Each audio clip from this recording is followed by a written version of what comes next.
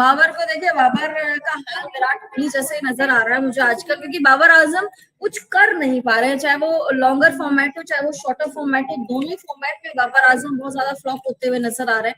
अब 37 रन इन्होंने बनाए, और आप सोचिए ओडीआई या T20 या मतलब शॉर्टर फॉर्मेट में अगर आप 37 रन बना रहे हो, 44 बॉल्स आप ले रहे हो, और स्ट्राइक रेट भी आपका कुछ साधारण सा स्ट्राइक रेट है, 4 चौके इन्होंने लगाए, छक्का इन्होंने एक भी नहीं लगाया। तो बाबर आजम को अब सोचना चाहिए कि न केवल लॉन्गर फॉर्मेट बल्कि शॉर्टर फॉर्मेट में भी इनका हाथ तंग नजर आ रहा है।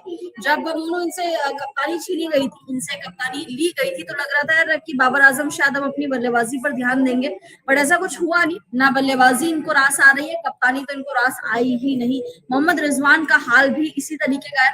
पहला उनका मैच था एज अ कैप्टन और पहला ही मैच ले डूबे वो। हालांकि बल्लेबाजी उन्होंने अच्छी करी थी, 44 रन की 44 नहीं 49 रन 44 यहाँ 44 रन की उन्होंने पारी खेली थी, और अच्छी खासी पारी थी उनकी ही बदौलत 203 का आंकड़ा मतलब छू लिया था पाकिस्तान की टीम ने। अब्दुल्ला शफीक की बात करें, 12 रन उन्होंने बनाया, और कुछ साधारण सा ये प्रदर्शन इनका भी नजर आया। सैम अयूब 1 रन बनाकर ये आउट हो गए।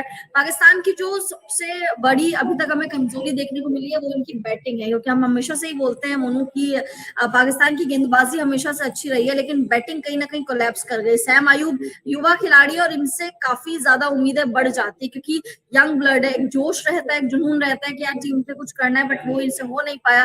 मोहम्मद रिजवान ने सबसे ज्यादा रन 44 रन 44 रन बनाए। एक कप्तानी पारी जरूर खेली, लेकिन आई थिंक कप्तान ने खुद से अच्छा किया, लेकिन और क्या ही करता। देखिए बाबर आजम ने कुछ नहीं किया, आगा सलमान ने कुछ नहीं करा, कामरान गुलाम थोड़ा सा शेखी बगाड़ने में रह गए, थोड़ा सा एक्टिंग करने में रह गए दूसरों की, और इनसे भी रन नहीं बने।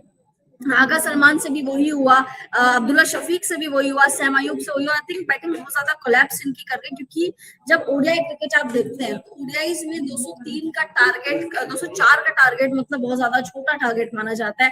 यार आजकल 200 के टारगेट 200 प्लस के टारगेट T20 में बन जाते हैं, तो इनका जो टारगेट था काफी ज्यादा छोटा था। अगर हम बात करें ऑस्ट्रेलिया की, तो ऑस्ट्रेलिया की तरफ से भी शुरुआत अच्छी नहीं हुई थी। जैक फ्रेजर मैकगर्क जल्दी आउट हो गए थे, मैथ्यू शॉर्ट जल्दी आउट हो गए थे 1 रन बनाकर, बट स्टीव स्मिथ ने पारी को संभाला, जॉश इंग्लिश ने पारी को संभाला। जॉश इंग्लिश ने 49 रन की पारी खेली, और कहीं ना कहीं एक कैच जो उन्होंने कामरान गुलाम का पकड़ा था वो भी जबरदस्त था, और साथ साथ इन्होंने बैटिंग भी अच्छी करी है। स्टीव स्मिथ जिनको हम बोलते हैं यार इनका शॉर्टर फॉर्मेट वाला क्रिकेट जा चुका है, यानी व्हाइट बॉल फॉर्मेट इनके अंदर से जा चुका है, और रेड बॉल फॉर्मेट की ही खिलाड़ी बनाई थी। इन्होंने आज दिखा दिया मोनू की भैया ना केवल रेड बॉल फॉर्मेट बल्कि व्हाइट बॉल फॉर्मेट में भी स्टीव स्मिथ अभी भी कहीं ना कहीं जिंदा है। 44 रन इन्होंने बनाए।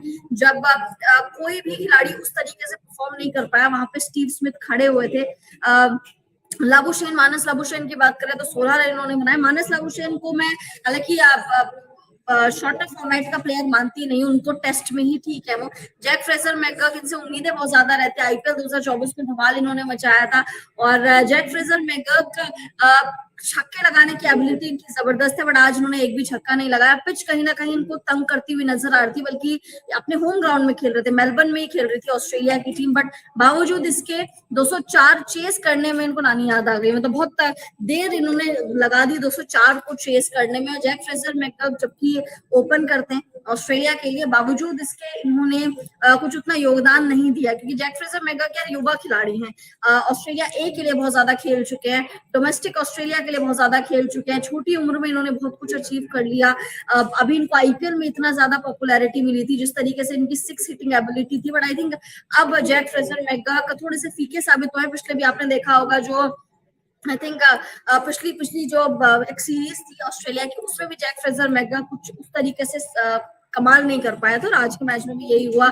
इनसे उम्मीदें बढ़ गई थी, यंग ब्लड है, लग रहा था यार थोड़ा सा ये कुछ कमाल करेंगे, क्योंकि टारगेट उतना ज्यादा बड़ा नहीं था, लेकिन उस टारगेट को अचीव करने के लिए, उस टारगेट को चेस करने के लिए ऑस्ट्रेलिया ने लगभग 33 ओवर ले लिए थे। लग रहा था यार मोनू के यार जल्दी चेस कर जाएंगे, क्योंकि 204 का टारगेट आता। आजकल तो T20 में 204 बन जाते हैं, या ओडीआई में 204 का टारगेट चेस करते करते मतलब आप सोचिए इन्होंने 33 ओवर्स ले लिए, जो कि जल्दी हो जाना चाहिए था। थोड़ा सा बीच में हल्का सा संभाल लिया था स्टीव स्मिथ और जॉश इंग्लिश ने, अदरवाइज इसके बारे में आप क्या कहेंगे? यार जड़पाड़ बिल्कुल, ये जड़पाड़ खिलाड़ी है, बिल्कुल जड़पाड़ी इन्होंने पाकिस्तान की। और हम कहते भी कि भाई कप्तान चला सीना तान और बन गए नए सुल्तान। जीत के सुल्तान है ये, बिकॉज इन्होंने आज बैटिंग में दमखम दिखा, 32 बना दिया और ये जो 32 रन थे, कितना वाइटल रोल प्ले किया इन्होंने। आप देखिए लास्ट में आकर जब मैच फंसा हुआ था, जहां लग ही रहा था कि यार क्या होगा इस मैच का, और शायद हो सकता है एडम गिलक्रिस्ट भी उनसे बात कर रहे हैं इनफैक्ट पैट कमिंस से, बिकॉज पैट कमिंस की जो 32 रनों की पारी है, इस पारी के भरोसे है ही ऑस्ट्रेलिया जीता यहाँ पर, क्योंकि एक समय लग रहा था कि यार ऑस्ट्रेलिया मुश्किल जीत पाएगा, लेकिन पैट कमिंस मसीहा बने हैं और जिस तरीके की बैटिंग उन्होंने अंडर प्रेशर, देखिए हम कई बार कहते हैं कि जब प्रेशर सिचुएशन आती है ना पांडे, कुछ खिलाड़ी बिखर जाते हैं और कुछ खिलाड़ी निखर जाते हैं, और ये जो पैट कमिंस से निखर कर आया है, इनकी जो बैटिंग है बड़े कूल काम है, कंपोज लगे और कहीं पर लगा ही नहीं कि इनके ऊपर प्रेशर है, और ये लास्ट हमेशा ऐसा काम करते हैं। आपको याद होगा 2023 वर्ल्ड कप में एक तरफ तो जो मैक्सवेल के छक्के लगा रहे थे मैक्सिमम के लिए, ये बंदे खड़े होकर गेंदें खेल रहे थे और क्या खूब साथ दिया था, दे रहे थे, बहुत सपोर्ट दे, क्योंकि नॉन स्ट्राइकर एंड से जो भी खिलाड़ी होता है उसका सपोर्ट देना बहुत जरूरी होता है, और आज भी यही हुआ। मोनू बैट से भी कमाल किया, with the bat with the ball दोनों से कमाल किया, साथ साथ कप्तानी भी जबरदस्त दिखाई है, जिस तरीके से मिचेल स्टार्क को काफी ज्यादा ओवर करने का मौका दिया, 3 विकेट मिचेल स्टार्क ने चटकाए। मुझे लग रहा है कि मिचेल स्टार्क को ही शायद प्लेयर ऑफ द मैच मिला। हाँ, मिचेल स्टार्क को प्लेयर ऑफ द मैच मिला है पहले मैच के लिए, बट पाकिस्तान कहीं ना कहीं बैकफुट पर आ गया, बट पैट कमिंस की तारीफ करनी पड़ेगी। और नाबाद लौटे हैं, नॉट आउट लौटे हैं, 32 नॉट आउट के लौटे। जब शॉन अबर्ट आउट हो गए थे, लग रहा था यहाँ से चला गया मामला।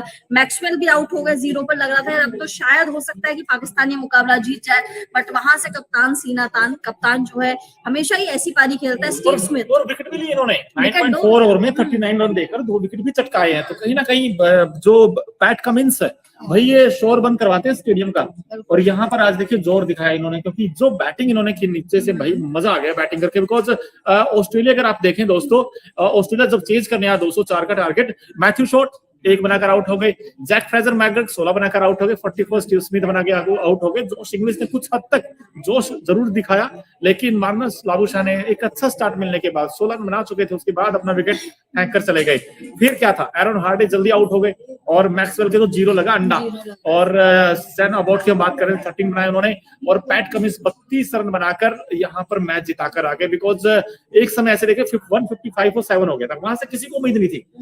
155 और 7 वहां से तकरीबन ये लगा लीजिए आप आइडिया कि 50 रनों के आसपास और चाहिए जीत के लिए, वो सिर्फ विकेट बचे 3, तो वहां पर जो 32 बना गए ना, ये आई थिंक इस मैच का सबसे बड़ा एक्स फैक्टर कह सकते हैं, ट्रप कार्ड कह सकते हैं ऑस्ट्रेलिया टीम का।